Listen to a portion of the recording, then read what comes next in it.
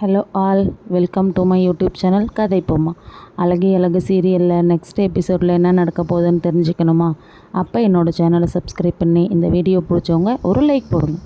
அது மாதிரி ராஜலட்சுமி மாதிரி ஒரு மாமியாருக்கு மதி மாதிரி ஒரு மருமக தான் கரெக்டாக இருப்பான்னு யாரெல்லாம் நினைக்கிறீங்களோ அவங்க கமெண்ட்டில் சொல்லுங்கள். ராஜலட்சுமியும் ராகவனும் இட்லிக்கு சாம்பார் மட்டும் தொட்டு சாப்பிட்றத பார்த்துட்டு மலரும் பாக்கியராஜும் அப்படியே ஷாக்காகி வெளியே போகிறாங்க. பாக்கியராஜ் கேட்குறாங்க, மலரு எப்படி மலரு சட்னி சாம்பார் இல்லைன்னா அவங்க சாப்பிட மாட்டாங்க மலரு, இன்றைக்கி வெறும் சாம்பாரில் சாப்பிட்டாங்க. அட ஆமாம் பாக்கியராஜ், நான் கூட என்ன நடக்க போகுதுன்னு பயந்துட்டே உள்ளே போனேன். ஆனால் வாங்கி கப்பு கப்புன்னு சாப்பிட்டாங்க பாருங்களேன். இந்த மதி வெதரை நான் சட்னி செய்யக்கூடாதுன்னு எல்லாத்தையும் வாங்கி வச்சிட்டாங்க. நான் என்ன சொல்ல போகிறாங்களோன்னு பயந்துட்டே இருந்தேன். ஆனால் மதி தைரியமாக நின்று அவங்க வச்ச சாம்பார்லேயே சாப்பிட வச்சுட்டாங்க பார்த்தீங்களா அப்படின்னு பேசிகிட்டே இருக்க உடனே ராஜலட்சுமி ராகவனும் மலரை கூப்பிட்றாங்க. மலரு மலரு எங்கே இருக்க, வாங்க. ஓ வரேன் த. எங்கே அவ காலேஜுக்கு கிளம்பிட்டாளா? யாரத்த கேட்குறீங்க?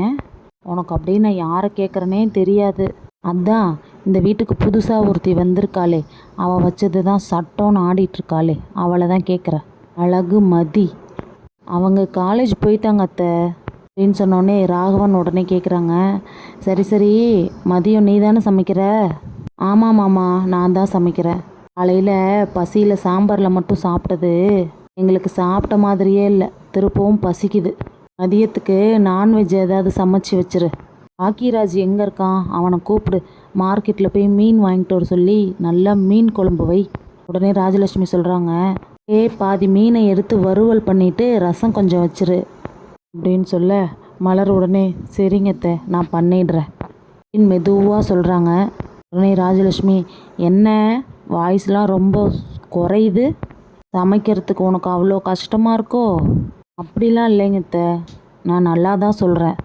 சரி சரி அந்த மாத்திரையை எடுத்து கொடுத்துட்டு மசம் நின்றுட்டே இருக்காத, போய் சமைக்கிற வேலையை பாருப்போ. ஒரு இட்லி சுட்டு சாம்பார் வைக்கிறதுக்கு அந்த மதி கிச்சனில் என்னென்ன பண்ணி வச்சுருக்காலோ தெரியல வேற. இந்த சைடு பாக்கியராஜ் மலரை கூப்பிட்டு, மலரு நீ ரெடியாரு, நம்ம வெளியே போகலாம் சரியா? எங்கே மீன் குழம்பு வேணுமா ரசம் வேணுமா மெனு கொடுத்துருக்காங்கங்க, நான் மதியம் அதெல்லாம் சமைச்சி வச்சுட்டு தான் வெளியே வர முடியும். அதெல்லாம் சமைக்கிறதுக்கு எவ்வளோ நேரம் ஆகும்? நான் வேணால் கிச்சனில் உனக்கு வந்து ஹெல்ப் பண்ணட்டுமா? ஐயோ வேணாம், அவங்க பார்த்தாங்கன்னா அவ்வளோதான், அப்புறம் பேயாட்டம் ஆடிடுவாங்க. எனக்கு அதெல்லாம் ஒரு பிரச்சனையும் இல்லை, நானே சமைச்சிக்கிறேன். நீங்கள் மார்க்கெட்டுக்கு போய் மீன் மட்டும் சேர்த்து வாங்கிட்டு வந்துடுறீங்களா? சரி மலரு, நான் போய் வாங்கிட்டு வந்துடுறேன், நீ கிச்சனில் வேறு வேலை எதாவது இருந்தால் பாரு. சரி பாக்கியராஜ், அதெல்லாம் இருக்கட்டும். இப்போ அவங்கக்கிட்ட என்னன்னு சொல்லிட்டு வெளியே போகிறது, அதெல்லாம் நீ ஒன்றும் கவலைப்படாத மலரு, நான் பார்த்துக்கிறேன், நீ வா அப்படின்னு சொல்லிட்டு பாக்கியராஜ் வெளியே கிளம்பிடுறாங்க. மீனெல்லாம் வாங்கிட்டு வந்து மலர்கிட்ட கொடுத்துட்றாங்க. மலர் சமைச்சிட்ருக்காங்க. பாக்கியராஜ் உடனே மலர் கூப்பிட்டு, மலரு எனக்கு கொஞ்சம் வெளியே ஆஃபீஸில் ஒர்க் இருக்குது, நீ கிச்சன் ஒர்க்கை முடிச்சுட்டு எனக்கு கால் பண்ணு, நான் வந்துடுறேன் சரியா? சரிங்க அவ்வளோதான், நான் வேலையெல்லாம் முடிச்சிட்டேன், இந்த பாத்திரத்தை மட்டும் க்ளீன் பண்ணி வச்சா வேலை முடிஞ்சுது, நான் ஒரு 1/2 ஹவரில் ரெடி ஆகிடுவேன்.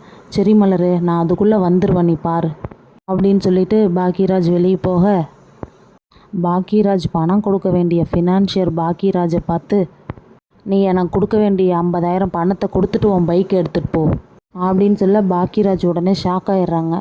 சார் இன்றைக்கி ஒரு நாள் டைம் கொடுங்க சார், நான் நாளைக்கு எப்படியாவது உங்கள் பணத்தை கட்டிடுறேன். அதெல்லாம் முடியாதுப்பா, உனக்கு எத்தனை டைம் கொடுத்தாச்சு, நீ பைக்கை வேணும்னா அமௌண்ட்டு கொடுத்துட்டு பைக் எடுத்துகிட்டு போ, அது வரைக்கும் என்கிட்ட தொணன்னு பேசாத, கிளம்பு. சார் ப்ளீஸ் சார் புரிஞ்சுக்கோங்க சார், இன்றைக்கி என்னோடய ஒய்ஃபுக்கு பர்த்டே, இன்றைக்கி ஒரு நாள் டைம் கொடுங்க, நாளைக்கு காலையில் நான் எப்படியாவது உங்களுக்கு அமௌண்ட்டை வந்து கட்டிடுறேன். ஒரு டைம் சொன்னால் தெரியாதா உனக்கு? அதெல்லாம் முடியாதுப்பா, நீ அமௌண்ட்டை கொடுத்துட்டு வந்து பைக் எடுத்துகிட்டு போ, அவ்வளோதான். பாக்கியராஜ் எவ்வளோ தூரம் கெஞ்சியும் அவர் கேட்கவே இல்லை. பாக்கியராஜ் என்ன பண்ணுறதுனே தெரியாமல் அப்படியே ரோட்டில் நடந்து வந்துட்டுருக்காங்க. வந்துட்டு இருக்கும்போது மலர்கிட்ட இருந்து கால் வருது. பாக்கியராஜ் நான் ஒர்க்கெல்லாம் முடிச்சிட்டேன், நான் கிளம்பிட்டேன், நீங்கள் எங்கே இருக்கீங்க, வீட்டுக்கு வரத்துக்கு எவ்வளோ நேரம் ஆகும் அப்படின்னு மலர் கேட்க, பாக்கியராஜ் என்ன பேசுகிறனே தெரியாமல் கொஞ்சம் நேரம் சைலண்ட்டாக இருக்காங்க. என்ன பாக்கியராஜ் லைனில் இருக்கீங்களா? இருக்க மலரு, நான் இன்னும் கொஞ்ச நேரத்தில் வீட்டுக்கு வந்துடுவேன் அப்படின்னு அழுதுற மாதிரியே பேசுகிறாங்க. இந்த பக்கம் மதி காலேஜ் விட்டு வந்து நீங்கள் இன்னும் வெளியே கிளம்பலையா? இல்லை மதி, அவர் ஆஃபீஸில் ஏதோ ஒர்க் இருக்குது, போயிட்டு வரேன்னு சொல்லிட்டு போயிருக்கார் மதி. பாக்கியராஜும் மலரும் வெளியே போகிறாங்களா இல்லையான்றதை நாளைக்கு பார்ப்போம். பாய் பாய்.